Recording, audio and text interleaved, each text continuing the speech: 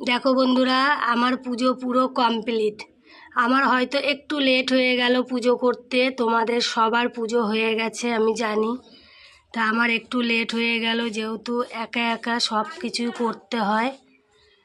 তা আমার পুজোটা কেমন লাগলো তোমরা একটু জানিও।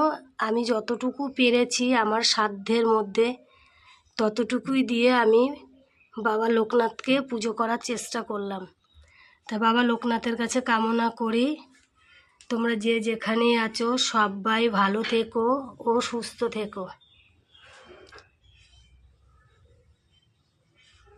তা কেমন লাগলো আমার পুজোটা তোমরা একটু কমেন্ট করে জানিও যে আমার পুজোটা কেমন লাগলো। আজকে সবাইকেই দুদাম দিয়েছি, যেহেতু আমার তো অনেকগুলোই ঠাকুর তোমরা জানো, একজনকে তো দিলে হবে না, সবাইকেই দিতে হবে। আজকে সবাইকে দুধ আম দিয়েছি, মাকে দুধ কলা দিয়েছি। দেখো আমি কি সুন্দর করে আজকে সাজিয়ে নিয়েছি।